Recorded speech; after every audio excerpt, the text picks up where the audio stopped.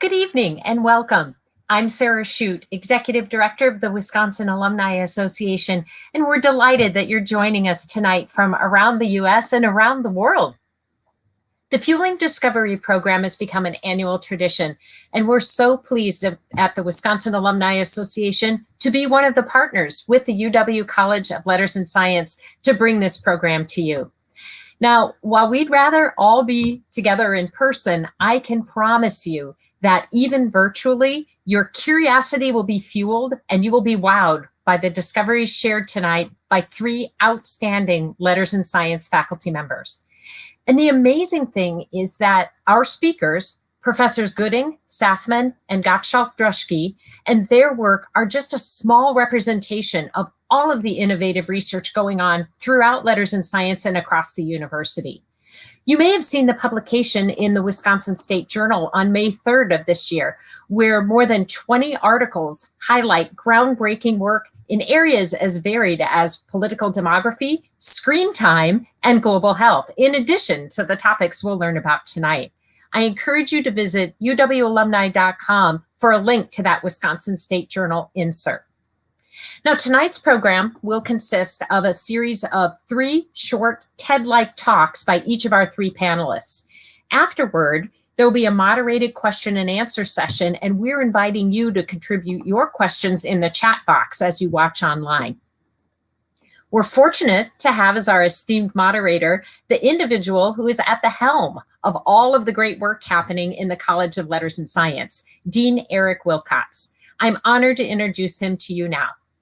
Eric Wilcots was named Dean of the College of Letters and Science in May of this year after having served in the interim role since August of 2019.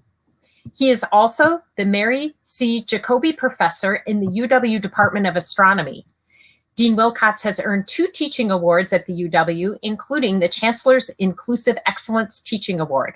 And he is the current co-chair of the statewide steering committee for the Wisconsin Science Festival. Eric also led the Universe in the Park outreach program and was instrumental in the UW's Origin Project. We're so happy to have him here tonight. Welcome, Eric, and thank you for allowing us to be your partner in Fueling Discovery. Thank you, Sarah. Thank you for that great introduction. And welcome to all of you out there in our audience who are watching tonight. I think you're in for a special treat this evening with 3 fantastic professors who are talking about their work. I want to spend a few minutes talking a little bit about the history of the Fueling Discovery Project and a little bit about research in the College of Letters and Science. The Fueling Discovery newspaper insert is a joint effort of the UW-Madison College of Letters and Science and the Wisconsin State Journal, released in early May for the past 6 years. It appears as a supplement in the Sunday paper. The effort is financed and has been financed through sponsorships and gifts from alumni and friends. No taxpayer dollars were used to create the supplement. Special thanks are extended to the Cool Science Image Contest at UW-Madison, which contributed some photos used in this year's insert and in previous years as well. As Sarah mentioned, you may view the entire publication online at go.wisc.edu/discovery2020. This annual event, now moved virtually for this year, is a partnership between Letters and Science and the Wisconsin Alumni Association, for which we're extremely grateful. This is an opportunity to try to share some of the stories that we have in Fueling Discovery with a much broader audience. So if we can hop to the next slide, I'll talk to you a little bit about who we are here in the College of Letters and Science. L&S is an amazing place to teach, to learn, and discover. We provide a liberal arts education that is both broad and deep through excellent, empathetic teaching. We are proud of the intellectual virtues that are hallmarks for our L&S faculty and students. We've structured ourselves in kind of this funny way. We've got 4 divisions that comprise 34 departments, plus 5 professional schools. We have 65 interdisciplinary research centers and institutes, 65 undergraduate majors, and another 44 undergraduate certificates that span everything from Afro-American studies to zoology and everything in between. We have more than 20,000 students, 45% of the total campus enrollment, making L&S the largest single unit on campus at UW-Madison.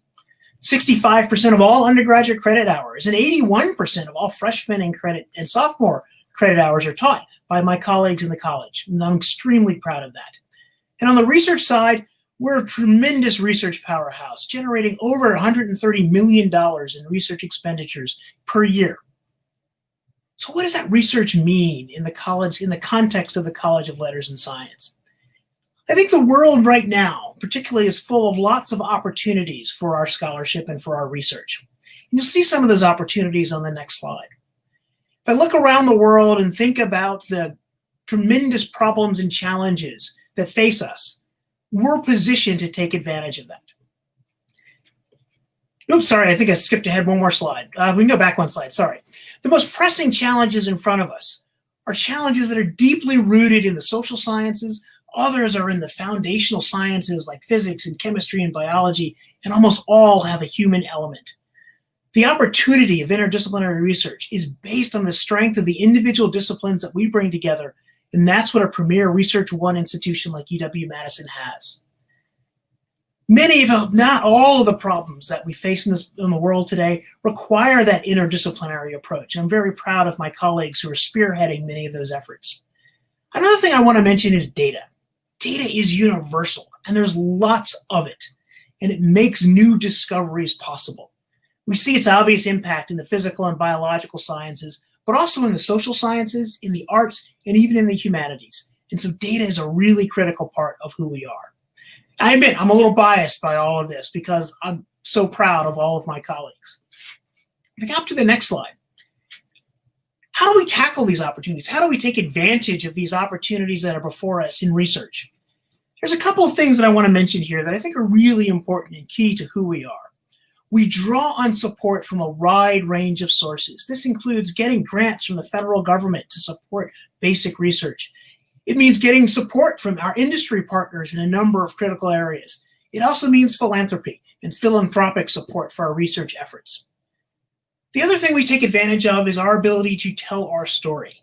And that's what Fueling Discovery is all about, an opportunity for scholars to talk about their work in their own voice for a very broad audience. We do this in a lot of other ways as well, with a magazine and a monthly e-letter called Sift and Winnow. Fundamentally, we live by the Wisconsin idea, and that's in the DNA of UW-Madison. And to summarize, and you've all heard the Wisconsin idea, it really means that the work that we do must have and should have an impact on the state and the country beyond, and in fact, the world as a whole. And you'll see some of that impact tonight in our 3 TED Talks. I also want to mention something that's really deeply important to me. We believe in the value and power of curiosity-driven research. The profound importance of curiosity-driven research is its impact on future generations. The knowledge, the technology, the understanding that we sometimes take for granted today are rooted in curiosity-driven research and discovery made years, decades, or even centuries ago. And so I deeply believe that by fueling discovery today, we are investing in our futures, in our children, and in the world they will inherit. And last, but certainly not least, our research is fueled by the excellent colleagues throughout UW-Madison. We recruit, retain, acknowledge, and celebrate excellent people in L&S and across campus, faculty, staff, and students. And tonight, it is my pleasure to introduce to you 3 eminent scholars who reflect the breadth of research in the College of Letters and Science and whose work is a true celebration of the act of discovery. Our first scholar is Professor Diane Gooding. Professor Gooding is in the Department of Psychology. Her research focuses on, I'm going to try to get this right, schizophrenia and schizophrenia spectrum disorders. Her studies include biological bases in early identification and development of psychotic disorders. Students working with her are taught psychophysiological and neurophysiological and clinical assessment techniques. The topic of her Fueling Discovery essay and her flash talk is Risk Factors May Help Unravel the Mystery of Schizophrenia. By identifying risk factors for schizophrenia and studying patients at various stages of their illness and those at risk for it, Professor Gooding and her students hope to understand the puzzle of the mental illness and help professionals better treat it. Professor Gooding. Thank you. I'm delighted to be here with you tonight, and I'd like to tell you about my passion, which is studying schizophrenia. Schizophrenia, one of the most severe and persistent of the mental illnesses, affects approximately 1 in 100 people. Currently, the diagnosis of schizophrenia is made based on symptoms, which are inferred from the person's language and behaviors. Although the typical age of onset is between 18 and 35, we consider schizophrenia a neurodevelopmental disorder in which the factors causing it are present since birth, and we think we can detect early signs of the risk for the disorder even before the full-blown disorder is seen. My research has focused on identifying risk factors, endophenotypes, and precursors associated with its later expression. Now, you probably all are familiar with phenotypes. There are observable characteristics such as a person's hair color or their eye color. So phenotypic expressions are the signs and symptoms of schizophrenia, such as delusions, which are false thoughts, hallucinations, false perceptions, emotional deficits, disorganized thoughts, speech, and behavior. But I'm interested in endophenotypes. Endophenotypes are markers, intermediate between genetic factors that can't be seen by the naked eye. And, so they're intermediate between those genetic factors and phenotypes, the signs and symptoms that are displayed by affected people. Endophenotypes are useful because they can help us identify people who are at heightened risk for the later development of schizophrenia. Examples of endophenotypes are things like impairment on a cognitive task, such as a working memory task or a continuous performance test, or a relatively infrequent biological characteristic, such as abnormal smooth pursuit eye tracking, nail fold plexus visibility, or anti-saccade task deficits. You can also identify people at heightened risk for schizophrenia based on the presence of a clinical symptom or personality characteristic that's similar to one shown by a person diagnosed with schizophrenia, like social anhedonia. Next slide, please. Now, the point of this slide is to show that although we may not diagnose schizophrenia until adulthood, we can see signs of anhedonia from childhood through adolescence. And anhedonia is one of the core negative symptoms observed in schizophrenia patients. Social anhedonia is defined as a reduced ability to experience pleasure or get reward from social interactions. My research revealed that people with social anhedonia at one time point, say the beginning of their freshman year, were at heightened risk for the later development of schizophrenia-related disorders approximately 5 years later. This finding has since been replicated, and it fits in nicely with other indicators that throughout the developmental course, there are signs suggesting that social anhedonia may be a risk factor for schizophrenia. So in childhood, school-age children who later develop schizophrenia display social difficulties, and during adolescence, those individuals who are later diagnosed with schizophrenia prefer to be alone, and they have difficulty connecting with others.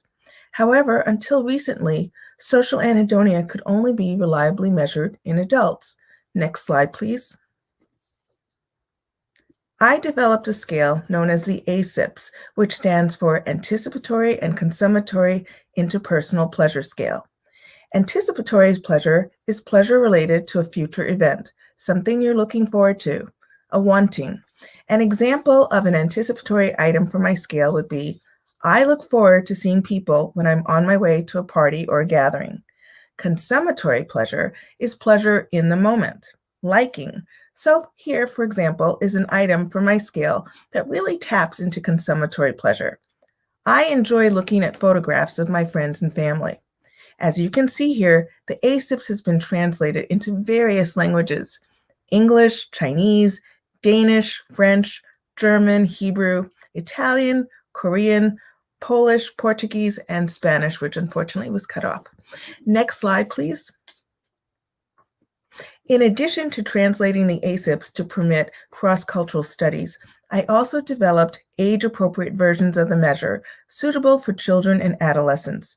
And this is the first time there are measures of social anhedonia developed for use in these age groups. And in collaboration with the Wisconsin Twin Project, my lab administered the adolescent version of the ASIPS to over 300 twins. We discovered that social anhedonia, as measured by the ASIPS, has a genetic basis, which is pretty exciting. We discovered that the ASIPS measures something unique, capturing something distinct from what the other existing questionnaires are measuring. So by focusing on social anhedonia at earlier time points in the lifespan, we hope to gain more insights about how schizophrenia develops in some vulnerable individuals and how eventually we might prevent it.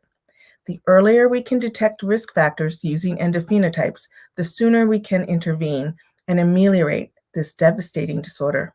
Thank you. Thank you, Professor Gooding. It's fantastic.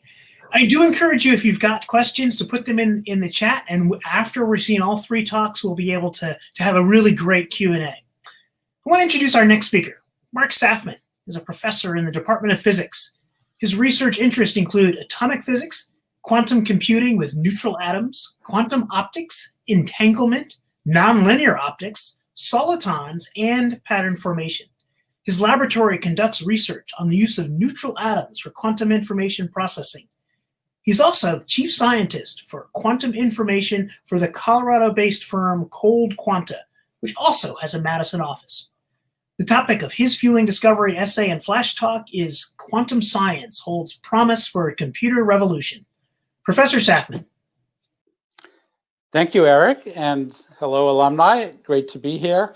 I want to tell you about a new approach to computing, which we think has the potential to change the world we live in. I think everyone these days interacts a lot and knows a bit about computers. Electronic computers were developed about 70 years ago, and they have indeed changed the world we live in today. With modern technology, billions of transistors can be packed into a single computer chip, as in the picture you see on the right there, which is the kind of chip that you have in your smartphone. And the smartphone in your pocket today is a more powerful computer than the world's very fastest machines of the 1960s. And we use those smartphones for connecting with friends and family, for telling us what the weather is, for being entertained, for finding how to get to where we want to go to, and so on and so forth. But if we had even more powerful computers, and indeed we have more powerful computers, we can use them for more serious activities. For example, the supercomputer that you see in the lower right is a computer at one of the Department of Energy national labs. And these machines can be used to design new medicines to save lives, to create new chemicals for better energy efficiency and less pollution, to enable more powerful artificial intelligence and develop machines that learn, and also to advance science, to increase our understanding of nature. Those are all things we can do somewhat today, but really the biggest challenges are beyond our reach. Imagine if we could design new medicines from the ground up that would help us solve some of the medical problems that we all face today. Well, quantum computing is a new approach to computing that may enable us to solve these grand challenge problems. Although the rate of progress has been phenomenal, it's reaching the limit where each transistor and each bit of data inside a computer just contains just a few atoms. When we reach the limit where each piece of data is just one single atom, then we get into the quantum world that works in mysterious and magical ways. And let me try and share some of the sense of what's different about the quantum world. The data in our classical everyday computers, you can think of as a switch that's either off, a 0, or on, representing a 1. And if we have n of those bits, each with 2 possible values, we can store one of 2 to the n values, one at a time. In the quantum world, using a quantum bit that we call a qubit, we can have the bit representing 0 and 1 at the same time. It sounds crazy, but that's how the quantum world effectively works. And if we have n bits, we can store 2 to the n different values all at the same time. So this gives us access to a massive amount of parallel processing that we can use to solve very challenging problems. On the next slide, I have a abbreviated timeline of the development of these quantum computing ideas. The idea of quantum computing was discovered about 40 years ago in the 1980s. Some people would say it was invented, but I like to say it was discovered because quantum computing is really how nature works at the microscopic level. In the 1990s, these qubits storing 0 and 1 at the same time were demonstrated, and logical operations were also demonstrated. In the 2000s, we had improved hardware and algorithms for solving problems. And in the last decade, commercial investment has started, increased government investment. And just a couple of years ago, the US passed what's called the National Quantum Initiative, which opened for a very large government investment in further developing these quantum approaches to computation and information processing. Here at UW-Madison, we started quantum research about 20 years ago in the physics department, but also other departments such as computer sciences on campus. 10 years later, we had the first quantum gate with neutral atoms, an approach we pioneered here. And in the following 10 years, we've gone to arrays of these neutral atom qubits, and we're now partnering in 2 of the large quantum research centers that followed from the National Quantum Initiative. On the next slide, I give you a snapshot of the 5 leading approaches to building a quantum computer. It's very challenging to create these quantum bits that can be 0 and 1 at the same time. And there's a handful of approaches for doing so. 3 of those approaches, neutral atoms, quantum dots, and superconductors, are all being investigated by research groups here at UW-Madison. So there's really a lot of research activity in this area. On the next slide, I'll show you in a little bit more detail about the work going on in my lab. We have an atomic quantum computer. It's kind of a crazy looking machine, as you can see in the picture. And in the lower right of that picture, there's an image of 120 atomic qubits arranged on a 2-dimensional grid. We use lasers to cool atoms down so they're barely moving, and we trap them in boxes made of light. Other lasers control the atoms, perform calculations, and measure the results. And intellectual property developed here at UW-Madison is now being licensed for commercial development of this approach, and that's being done by the Cold Quanta company. And on the next slide, I want to show you a very brief video, just a couple of minutes, that takes you into the lab, something we can only do virtually today, and gives you a little bit closer view of what this machine looks like.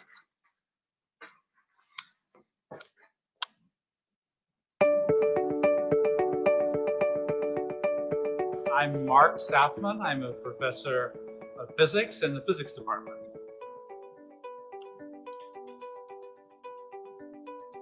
Trying to develop a whole new generation of computers that can solve some problems that you cannot solve with today's computers.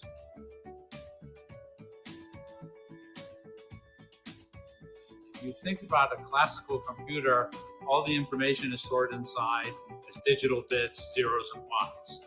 And a classical bit can be 0 or 1.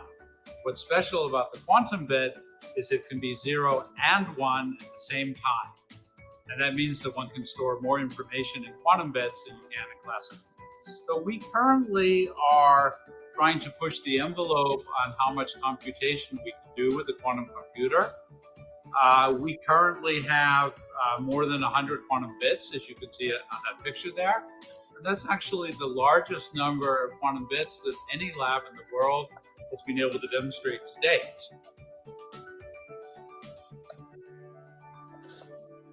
This innovation will allow us to simplify our very complicated optical setups. The way we create light patterns that trap our atomic quantum bits today involves a very complicated arrangement of lenses and mirrors and electric devices. So the innovation is a much simpler way of creating these arrays of atomic quantum bits.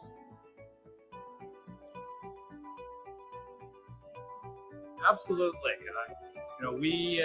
Besides being a professor of physics in the department here, I also work with a startup company called Quanta that's trying to commercialize this technology. And we hope to be making available atomic quantum computers in the next couple of years. So stay tuned.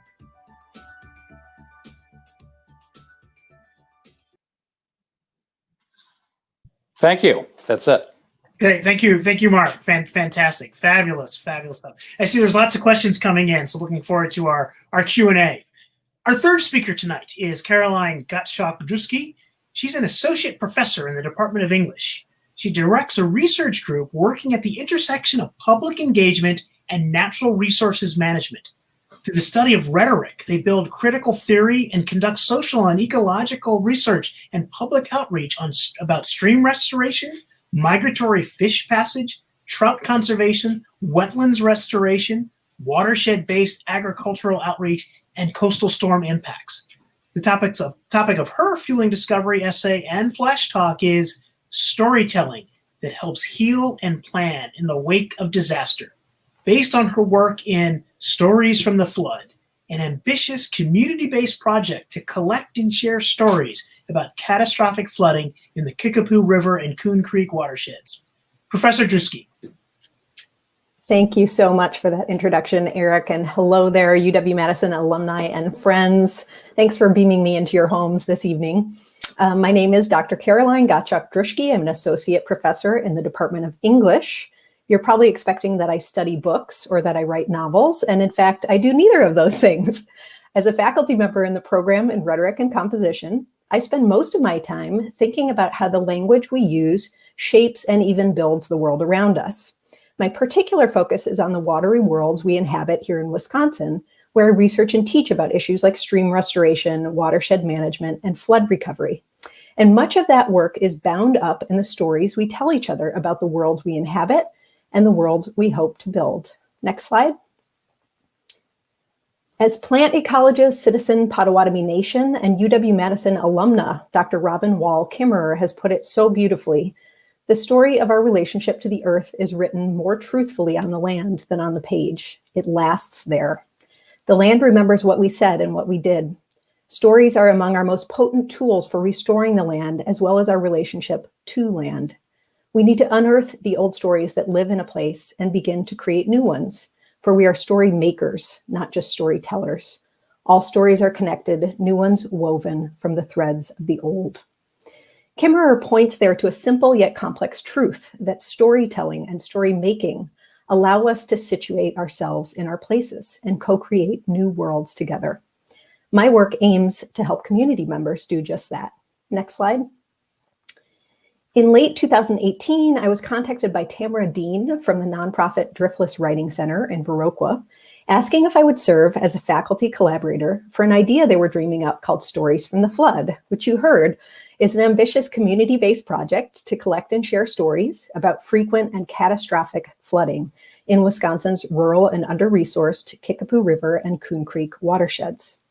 The aims of the project were twofold. First, to help flood-affected residents process their trauma, and second, to create a historical record to inform future planning and support community healing.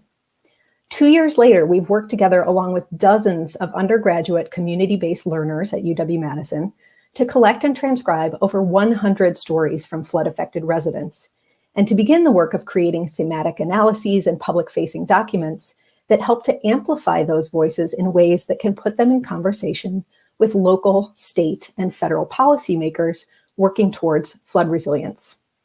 Our hope is that Stories from the Flood offers an exemplar of the Wisconsin idea, the notion that our work on the university campus can benefit the lives of those around the state, but also that by shifting undergraduate education beyond the walls of the classroom, students gain opportunities to benefit from the wisdom, experience, and expertise of community members around Wisconsin. We've seen this twofold impact through Stories from the Flood. Next slide. Community storytellers have described the project as insightful, provocative, helpful, important, and inspiring, thanking the project for taking the time to be able to hear out our story. Meanwhile, undergrads have described their experience in the Stories from the Flood class as a life changer and the most impactful course that I have taken at UW-Madison. As one student put it, I honestly had no idea it was possible for me to be this emotionally connected to a class. Students have gone on to extend their work through volunteer hours, independent research credits, and fellowships. They've worked to build relationships that extend beyond the timeframe of the semester and the boundaries of the campus. And this year, students have pointed again and again to the inspiration they've taken from these flood stories to survive their own shock and trauma related to the COVID-19 pandemic and racial violence. They found strength from flood survivors to tell and remake their own stories, to work through language to imagine the futures they hope to see. Of course, I haven't been immune to all this either. Stories from the Flood has changed me for the better. It's changed my teaching for the better. It's changed my research for the better. In January, Dr. Eric Booth and I will launch a new National Science Foundation funded project that builds in part from stories from the flood and emerges from the collaborations we've built in the Valley over time. Next slide, please. That project features cutting-edge science, of course, related to iterative flood modeling and community-level flood resilience, but it emerged in response to a real community need.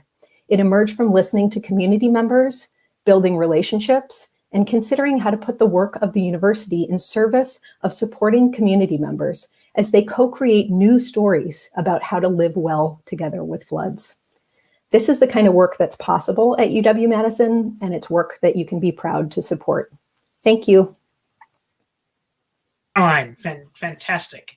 And I want to thank all three of our speakers. And now let's open it up for a few questions, many of which have come in the chat while we were listening to these great talks.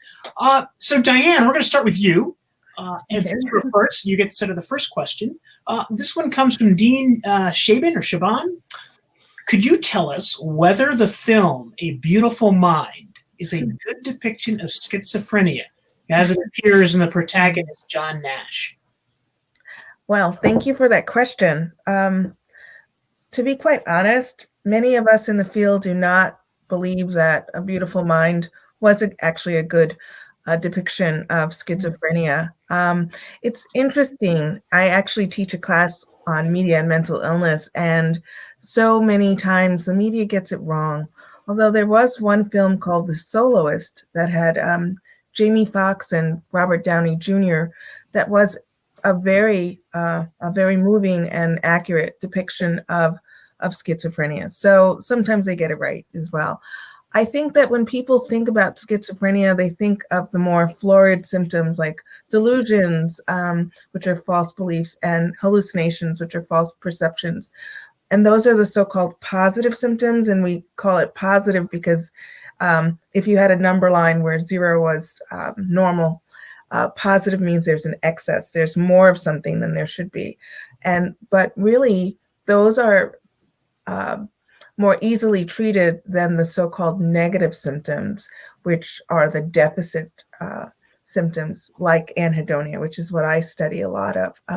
Those are things like loss of motivation, not feeling the emotional deficits, not feeling pleasure, not showing a lot of facial emotion, flat or blunted affect. Those things are the harder ones to treat. They seem to be more chronic, and those seem to those are the symptoms that are harder for family members to deal with in their loved ones who have schizophrenia. Great. For that question. Mark, let's turn to you. This is a good one. What are some examples of the practical applications of your research? Sure, very good question.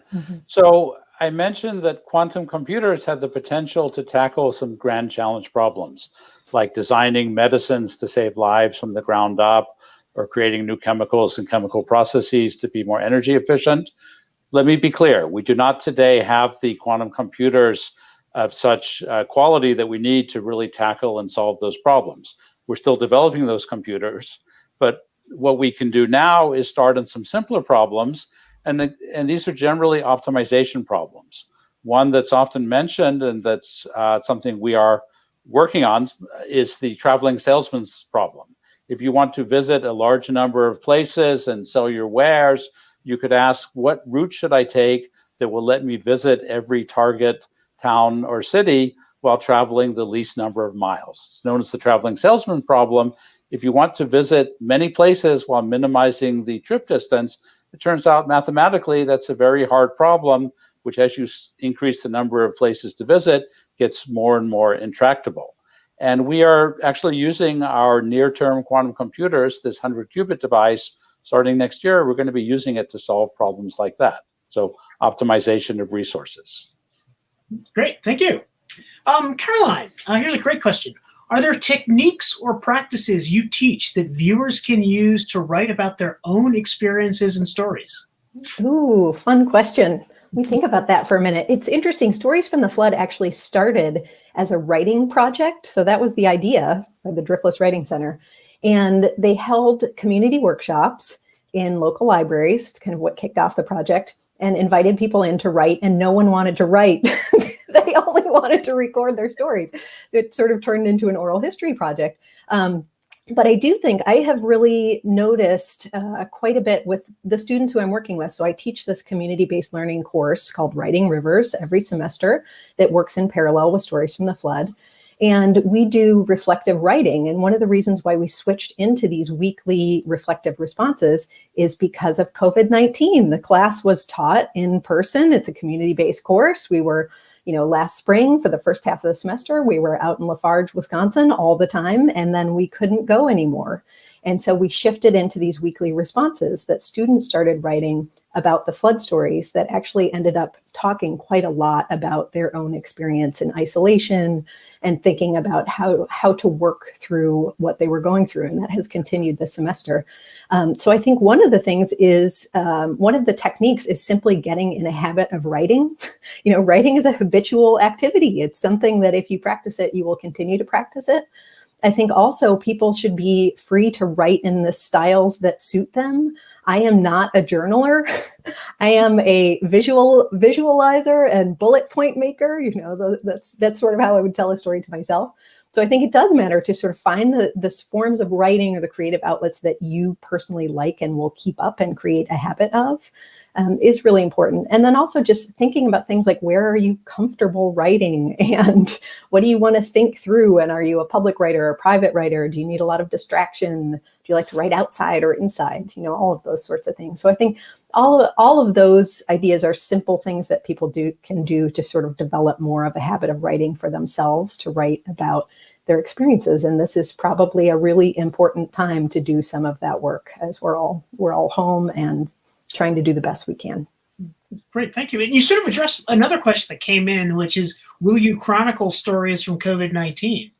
But it sounds like you are doing that. Not intentionally, but yes. So the student writing from the spring, those reflective responses ended up being so powerful that I reached out to students before the semester ended and asked if they wanted to publish an article about that included their writing. And so we actually just, I think 11 of the undergrad students in that class and I and some of our community partners just submitted an academic manuscript that features their pandemic writing, really in the connections to community-based learning. And the story collection right now is on hold for the project because of the pandemic. But we have talked quite a lot about when we go back out to southwestern Wisconsin and start recording flood stories again. Those flood stories are going to be inflected with COVID-19. There's no way people aren't going to make those connections. So I think unintentionally, we will be chronicling that as well. No, great, fantastic. Diane, back to you. And I'm going to combine a couple of questions here. One is, what does the IPS stand for in ASIPs? And then follow-on question is how widely used is your assessment scale and in what settings? And how could families access it? And who should, and whether it should be counselors or psychologists, recommend administration, or a family physician? Okay. Well, I appreciate the interest in the measure. IPS is interpersonal scale. So it's the ASIP stands for anticipatory and consummatory interpersonal scale. So it is pretty widely used. I'm excited to say, and it's kind of exciting when you get requests from all over. That's actually what prompted the translations.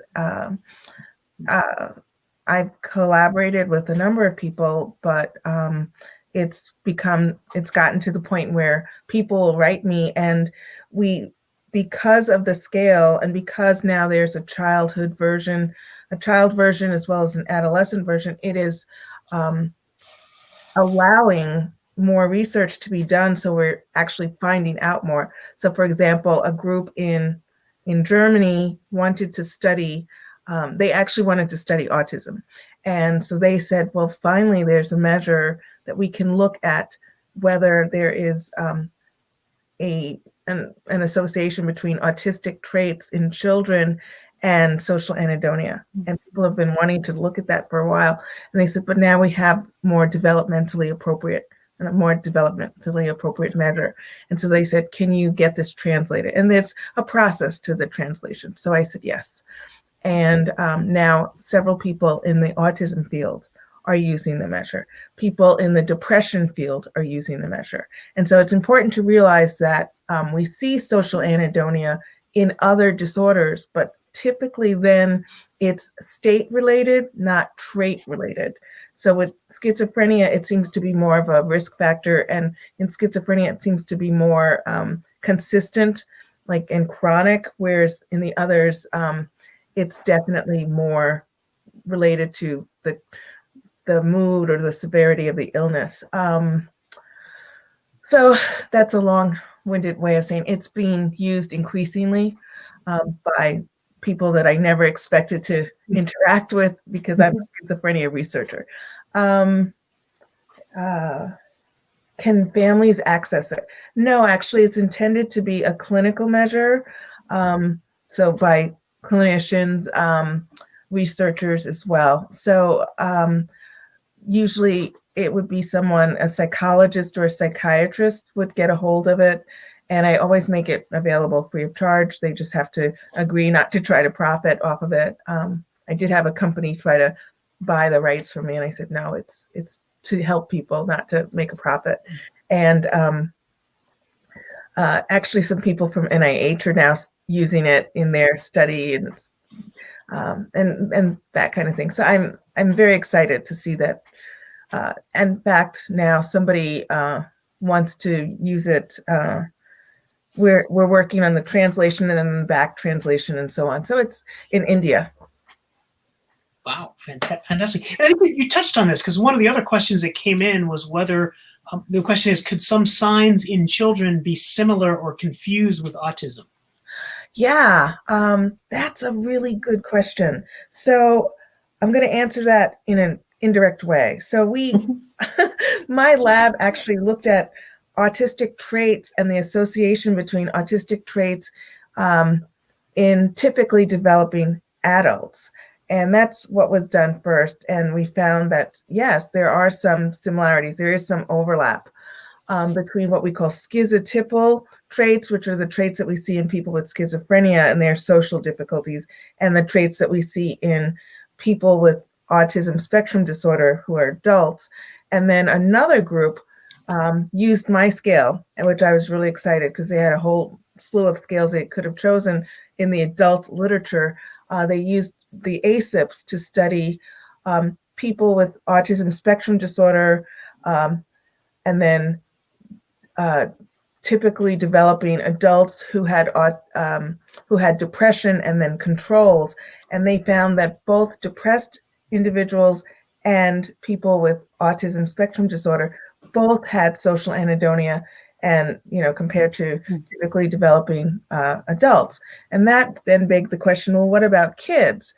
And now we have these additional researchers who said, hey, we need your child version. We want to study this. And they're saying, yes, in fact, some children with autism spectrum disorder are showing this, but the samples are still small because for some people with autism spectrum disorder, the difficulty is there might be comorbid developmental disabilities. So it's harder to give them this self-report measure. But I can say an exciting finding that just came out that I was part of was that we found that male children at age 3 who display low sociability are more likely to show high social anhedonia during early adolescence. So there is something there, and we're really excited about it. And we couldn't have found that before, before there was an adolescent version of the ASIPs. Oh, well, great. That is fantastic. Mark, a couple questions for you. What is cloud-based computing? Cloud computing. So when you click on YouTube and watch a video or go to Netflix and look at a movie, what you're doing is sending a signal to some data servers that are sitting in a huge building somewhere and getting data from those machines to display your video or your movie. So that's a remote data source.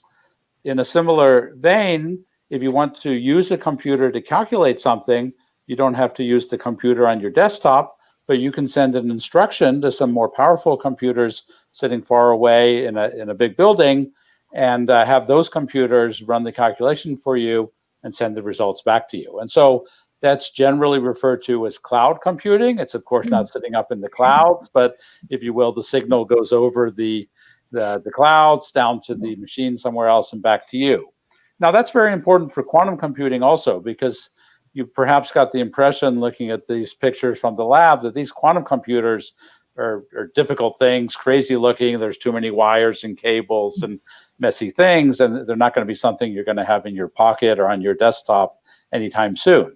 So the first availability of these quantum computers will indeed be cloud quantum computing, where there's a quantum computing sitting at a company or at a university in a well-maintained and quiet environment.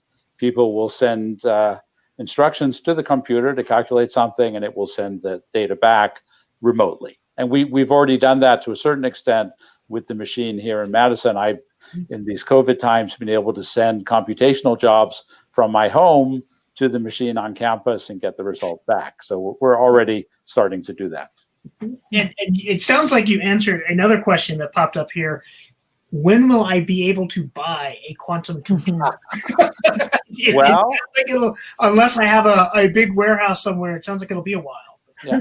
So I'll tell you, there's a handful of companies that have developed early quantum computing hardware, which you can access over the cloud today. You can do this through IBM, you can do it through Amazon, you can do it through Microsoft, you can do cloud quantum computing. As far as I know, no company today has a quantum computer available for sale. There's companies working on that. This Cold Quanta company that I work with is also working on that. I probably shouldn't say exactly when we think it's going to be available, and it might be more money than you were hoping to spend on a computer. But let me say, in the next couple of years, I think you'll be able to buy one. Yeah, great. So I should not plan one for the holiday season. But No. Look for it. Okay. So Caroline, let's turn back to you for a second. A great question came in.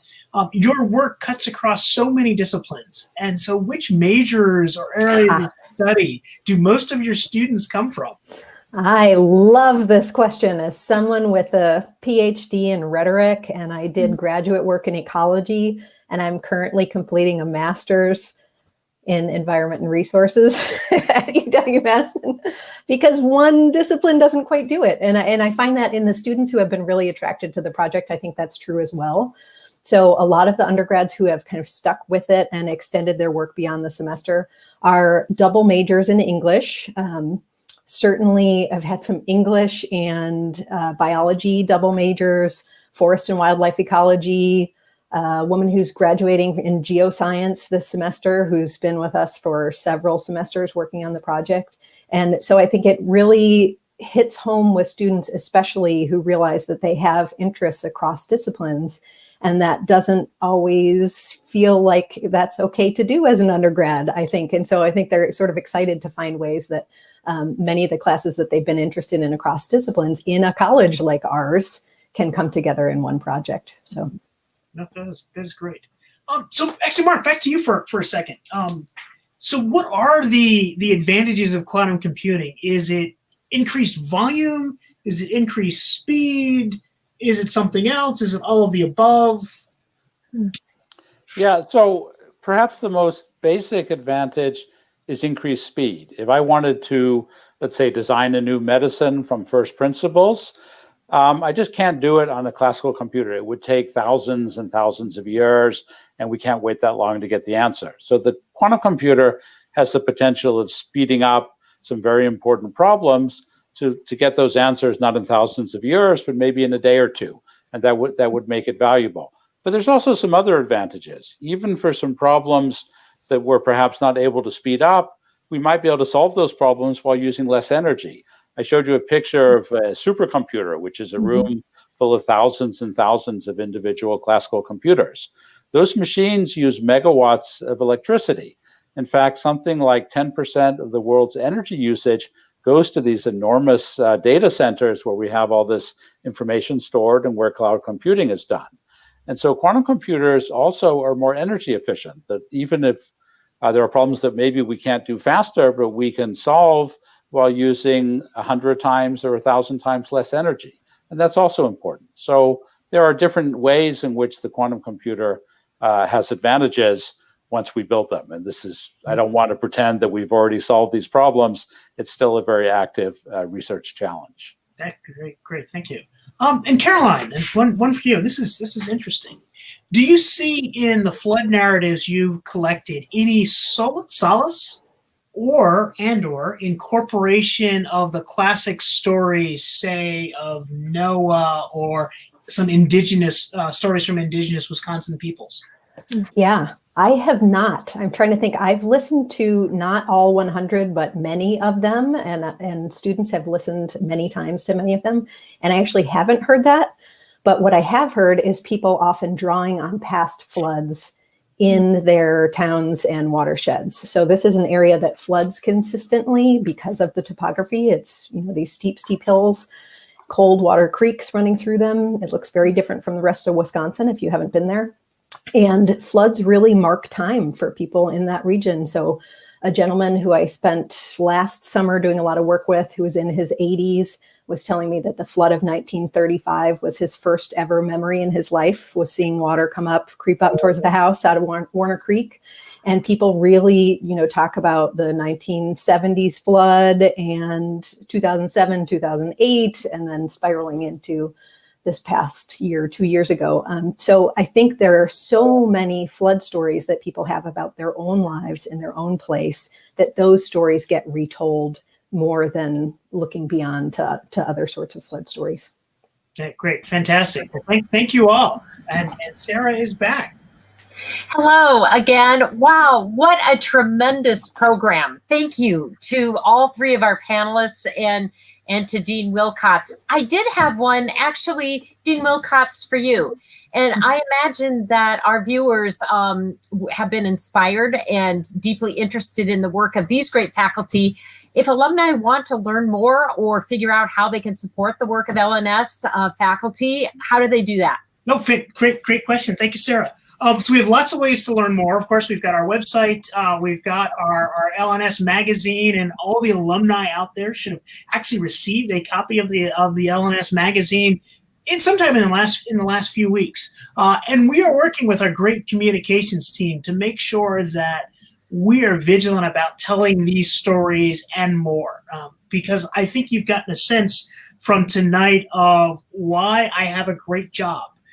And that's because I get to surround myself with fantastic scholars like these and their students who are doing just absolutely remarkable work across an enormous range of disciplines. And so I think that's that, and we'll be telling our story more. So Fueling Discovery, so the magazine, go to our website, and I think about how one can help from our alumni. And there's a couple of things, and I want to speak to them. Of course, philanthropic support is critical to the research mission. That comes from individuals, that comes from foundations. It is a part of the fuel that drives the engine of discovery. But also, in addition to that, I think it's really important for all of you to keep in mind sort of the remarks that I started out with, that curiosity-driven research really is the foundation of the advances in our understanding of ourselves, or our understanding of technology. And so when we look forward to what the world will look like in 20 years, whatever we're taking for granted in 20 years is going to be based on the kind of curiosity-driven work that you've heard about tonight. And so I think your support of that, when you have the opportunity to do that, is really, really important. And sometimes it's hard to keep that long view in mind, but it is remarkable. And I'm sure all of our scholars could think back to sort of what the world was like 30 or 40 years ago in their disciplines, and thanking predecessors who laid the groundwork for the work that they're doing now. And that's a key thing to keep in mind. Well, very well said. And definitely the support of alumni, of friends, and the support simply for curiosity and discovery is what will keep us going and have even more opportunities to have such a positive impact on the world. So thank you again, panelists and Dean Wilcots. I want to thank our colleagues in Letters and Science Advancement, Denise Hickey and Caitlin McIntosh, who are behind the scenes on the chat. I need to thank my great team, Stephanie Wallace, Angela Balcom, and Selvi Bunce, who helped produce this program. And to tell you, there are more great opportunities coming your way to hear from UW experts. Next week, we have a double header, also L&S faculty. On Tuesday's UW Now Live program, we will hear a bit more about this past election and what happened with that and deconstruct this election process. And then on Thursday, Professor John Peavyhouse is going to share some insights about foreign policy in the new presidential administration. I would say go on uwalumni.com to find out what other great programs are coming your way. Again, thank you, alumni and friends, for being with us tonight. Thank you for your ongoing support of UW-Madison. Take care, be well, and on Wisconsin.